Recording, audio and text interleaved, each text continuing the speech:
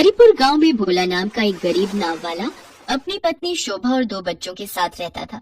गांव के पास बहती नदी के पार भगवान शिव का एक प्राचीन मंदिर था। गांव के लोगों को नाव पर नदी पार ले जाना यही भोला की रोजी रोटी कमाने का जरिया था, पर इस काम के लिए उसे बहुत कम पैसे मिलते थे। भोला बड़ी मुश्किल से अपने परिवार का गुजारा करता था। एक बार जब वो रोज की तरह काम पर जाने ही वाला था कि तभी कोई उसे बुलाने आया। अरे भोला भैया, सेठ जी ने तुम्हें हवेली पे बुलाया। पता नहीं क्या काम होगा। अच्छा, आता हूँ। भोला सेठ जी से मिलने जाता है।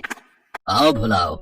भोला, मैंने तुम्हें इसलिए बुलाया है कि सेठानी की इच्छा है कि आने वाली महाशिवरात्रि तक वो रोजाना नदी पार शिव जी के मंदिर दर्शन के लिए जाए। मैं तो रोज जा नहीं पाऊंगा, अब यहाँ भी काम होते हैं। मैं चाहता हूँ तुम्हारी नाव पर सेठानी को रोजाना मंदिर लाने ले जाने की जिम्मेदारी तुम्हें सौंप दूं, पर ध्यान रखना सेठानी को किसी भी बात की परेशानी ना हो। ठीक है मालिक, मैं रोजाना सुबह आ जाया करूँगा। भोला सेठ जी से मिलकर घर पहुँचता है। सुनो जी, तुमने पैसों की बात की। 1 हफ्ते तक तुम सेठानी जी को रोजाना मंदिर लाने ले जाने का काम करोगे, उस हिसाब से पैसे मांग लेते, वरना बाद में कभी सेठ जी मुकर गए तो। अभी तो मैंने इस बारे में कोई बात नहीं की, देखता हूँ। वैसे सेठ जी का स्वभाव अच्छा ही है, अपने आप ही मुझे पता है वो मुझे पैसे दे देंगे। पर फिर भी तुम ध्यान रखना जी।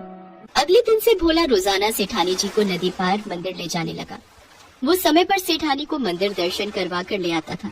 1 हफ्ता बीत चुका था। शिवरात्रि से 1 दिन पहले मंदिर से आते हुए सेठानी अचानक से बोली, मेरा बटुआ कहाँ गया? मेरे हाथ में ही तो था। मंदिर में मैंने पैसे चढ़ाए थे, तब तो मेरे हाथ में था। भोला, नाव में चढ़ते समय मुझे अच्छे से ध्यान है, मैंने तुम्हें अपना बटुआ पकड़ाया था। नहीं मालकिन, मैंने कोई बटुआ नहीं देखा। आपने तो मुझे ये प्रसाद और फूलमाला की थैली पकड़ाई थी। अब तो इस बात का फैसला हवेली में जाकर ही होगा। तुम जैसे चोर के साथ मुझे सेठ जी ने भेज दिया। मुझे अच्छे से याद है, मेरे बटुए में भरे हुए नोट देखकर तुम्हारी नीयत बिगड़ गई, इसलिए तुम मेरा बटुआ छुपा रहे हो। तुम मेरे आगे तो अपनी जुबान खोलोगे नहीं, मैं अच्छे से जानती हूँ, पर सेठ जी तुम जैसों को सीधा करना चाहते हैं। भोला की आंखों में आंसू आ जाते हैं, वो कुछ भी नहीं बोल पाता। सेठानी हवेली में घुसते ही शोर मचाने लगती है। अजी सुनते हो, तुमने किस चोर के साथ मुझे मंदिर भेज दिया? भगवान के नाम पर मुझे लाने ले जाने का काम कर रहा था, आज इसने मेरा बटुआ चुरा लिया है। मैंने नाव में चढ़ते समय इसे प्रसाद की थैली के साथ अपना बटुआ भी पकड़ाया था, पर मैं इससे लेना भूल गई तो इसकी नीयत में खोट आ गया। अच्छा, ये बात है। ओ भोला, बटुआ कहाँ है, जल्दी बता। मैंने कोई बटुआ नहीं लिया, भगवान शिव की सौगंध सेठ जी। भगवान शिव की सौगंध खाता है, वो भी झूठी, और ऊपर से मगरमच्छ के आंसू बहा रहा है। तू ऐसे नहीं मानेगा, तुझे तो पुलिस के हवाले कर देता हूँ। नहीं सेठ जी, मैंने कोई चोरी नहीं की, मैं सच बोल रहा हूँ। ऐसा मत कीजिए, कल महाशिवरात्रि है, मेरी पत्नी शोभा का उपवास है, मुझे पैसों की बहुत जरूरत है। अगर आपने मुझे जेल में बंद करवा दिया तो मेरी पत्नी और बच्चे भूखे मर जाएंगे। सेठ जी, मेरा विश्वास करो। सेठ भोला पर बिल्कुल तरस नहीं खाता, वो उसे पुलिस के हवाले कर देता है। भोला पूरी रात जेल में रोता रहता है। अगले दिन शिवरात्रि का व्रत था। शोभा भूखी प्यासी शिव मंदिर में रोती रही। हे भोलेनाथ, आप तो सब जानते हैं, मेरे पति चोर नहीं है, उन पर झूठा आरोप लगा है। आप तो सबके दुख दूर करते हो प्रभु। मेरे पति बेगुनाह है, इसके सबसे बड़े गवाह आप हो। मेरी मदद करो भोले भंडारी। आज शिवरात्रि के पावन अवसर पर मैं अपने सुहाग के लिए आपसे विनती करती हूँ। मेरा सुहाग लौटा दो प्रभु, मेरा सुहाग लौटा दो। शोभा शिवलिंग के आगे बैठी साधना कर रही थी, तभी सेठ सेठानी मंदिर में दर्शन के लिए आ जाते हैं। पंडित जी, चोर की पत्नी यहाँ क्या कर रही है? इसे मंदिर से निकाल कर बाहर फेंको। सेठ जी सही कह रहे हैं, पता नहीं, कोई भरोसा नहीं है। क्या पता मंदिर में दर्शन के बहाने मंदिर के चढ़ावे के पैसे चुराने आई होगी। तभी वहाँ एक बूढ़ा व्यक्ति आता है। पंडित जी, कल नदी किनारे कोई औरत प्रसाद की दुकान से प्रसाद खरीद रही थी। नाव में बैठते समय उस औरत का नदी किनारे ये बटुआ गिर गया था।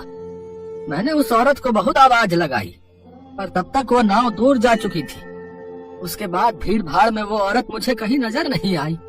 ये बटुआ तो मेरा है। हाँ, ये तो मेरा बटुआ है। हाँ, शायद तुम ही थी। ये लो तुम्हारा बटुआ, तुम्हारी अमानत। हे भोलेनाथ, हमसे कितनी बड़ी भूल हो गई। हमने एक निर्दोष को चोर समझकर जेल में बंद कर दिया। हमें माफ कर दो भोले भंडारी। शोभा, हमें माफ कर दो। मैं अभी पुलिस स्टेशन जाकर भोला को छुड़वा लाऊंगा। आप सही कह रहे हो, दौलत के घमंड में हमसे बहुत बड़ा पाप हो गया। भला उस बूढ़े व्यक्ति का जिसने मुझे मेरा बटुआ लौटा दिया, पर वो बूढ़ा व्यक्ति गया कहाँ? वो बहुत ईमानदार व्यक्ति था, हमें उसे धन्यवाद स्वरूप कुछ भेंट देनी चाहिए। हाँ, वो तो अचानक गायब ही हो गया। सेठानी, शोभा के साथ जाकर भोला को पुलिस स्टेशन से छुड़वा लेता हूँ, तब तक तुम घर जाओ। सेठ शोभा के साथ पुलिस स्टेशन जाता है और अपनी रिपोर्ट वापस ले लेता है। पुलिस भोला को छोड़ देती है। भोला शोभा के साथ शिव मंदिर जाता है। ए भोले भंडारी, आज आपके कारण मेरे ऊपर से चोरी का इल्जाम हट गया। आप धन्य हो प्रभु। सुनो जी, वो बूढ़े बाबा कौन थे जो सेठानी जी का बटुआ लौटाने आए थे? मुझे तो लगता है भगवान शंकर साक्षात उन बूढ़े बाबा के रूप में धरती पर हमारी मदद के लिए ही आए थे। हे शिव शंकर, आपकी जय हो। भोला और शोभा अपने बच्चों के साथ मिलकर भगवान शिव की पूजा करते हैं। कैलाश पर विराजमान भोलेनाथ और माँ पार्वती मंद मंद मुस्कुरा रहे थे, क्योंकि बूढ़े बाबा बनकर ये लीला तो भोले भंडारी ने ही रची थी। अगले दिन सेठ जी भोला को उसके काम के सारे पैसे दे देते हैं। भोला खुशी खुशी पैसे लेकर घर लौट आता है।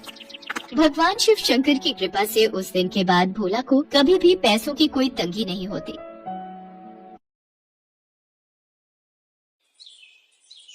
माधव सुबह सुबह अपनी रिक्शा को लेकर रेलवे स्टेशन पहुंचा, पर शाम तक कोई भी सवारी उसकी रिक्शा पर बैठने को तैयार नहीं थी। बड़ी मुश्किल से 2-3 सवारियां ही मिली थी।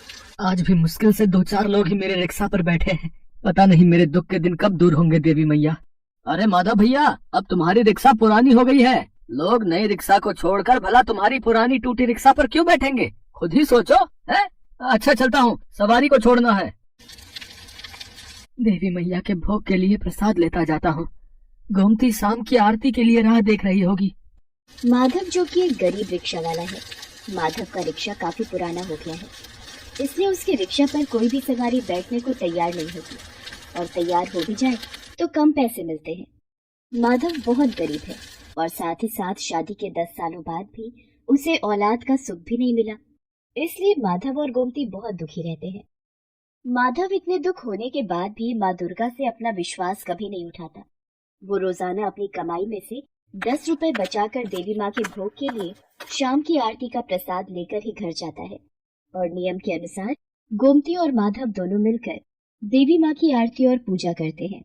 जय अम्बे गौरी मैया, जय श्यामा गौरी, तुमको निस दिन ध्यावत हरि ब्रह्मा शिवरी, जय अम्बे गौरी। हे देवी मैया, मेरे जीवन के दुख दूर करो माँ। आप तो ममतामयी माँ हो मैया, हमारी झोली में खुशियाँ दे दो देवी माँ, हमारी झोली में खुशियाँ दे दो। माधव और गोमती के आंसू निकल आते हैं।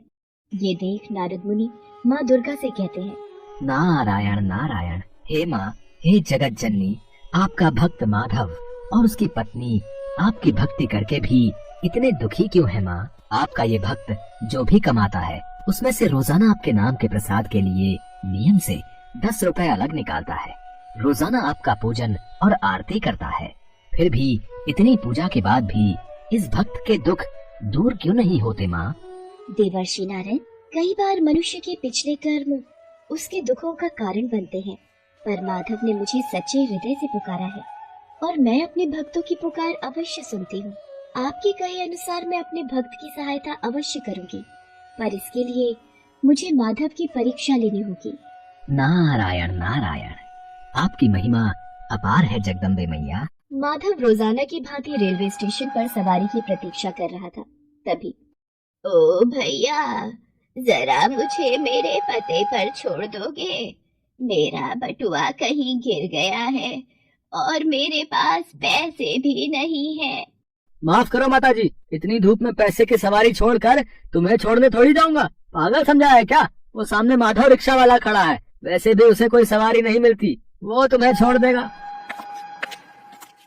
क्या हुआ माँ जी? बेटा, मुझे इस पते पर जाना है, क्या तुम मुझे छोड़ दोगे? तुम्हारी बड़ी मेहरबानी होगी, पर मेरा बटुआ कहीं खो गया है, तुम्हें देने के लिए मेरे पास पैसे नहीं है। क्या तुम बिना पैसों के मेरे पते पर मुझे छोड़ दोगे? हाँ हाँ माता जी, पैसों की कोई बात नहीं, आप परेशान मत हो। आप मेरी रिक्शा पर बैठ जाओ, मैं आपको इस पते पर छोड़ दूंगा। वैसे भी मुझे अभी कोई सवारी तो मिल नहीं रही है, मैं खाली ही खड़ा हूँ, इसी बहाने आपको ही छोड़ देता हूँ। जीते रहो बेटा, देवी मैया का आशीर्वाद तुम पर सदैव बना रहे। माधव उस बुढ़िया को अपने रिक्शा पर बिठाकर पते पर छोड़ने के लिए चल पड़ता है। रास्ते भर गर्मी और धूप में माधव को पसीने भी आ रहे थे और धूप भी बहुत तेज थी। बेटा, बस रिक्शा को यही मंदिर के पास रोक दो। ठीक है माँ जी। बेटा, तुम बहुत अच्छे हो। इतनी गर्मी और धूप में तुमने मुझे यहाँ तक छोड़ने के लिए हामी भर दी, और वो भी बिना पैसों के। और देखते ही देखते वो बुढ़िया देवी माँ के रूप में आ जाती है। माधव, तुम मेरे सच्चे भक्त हो। तुम मेरी परीक्षा में सफल हुए हो। देवी माँ, आप जय हो मैया, जय हो, जय माता दी। माधव, मैं तुम्हारी परीक्षा लेने आई थी। जो व्यक्ति जरूरतमंदों और दुखियों की निस्वार्थ सेवा और मदद करता है, उसके सारे दुख दूर करना मेरा कर्तव्य बन जाता है। आज से तुम्हारे जीवन के सारे दुख दूर हो जाएंगे। ऐसे ही सबकी सहायता और अच्छे कर्म करते रहना। मैं तुम्हें संतान, धन, वैभव और सुख शांति का आशीर्वाद देती हूँ। मेरा आशीर्वाद सदैव तुम्हारे ऊपर बना रहेगा। और उस दिन देवी मैया के आशीर्वाद से माधव और गोमती की झोली खुशियों से भर जाती है।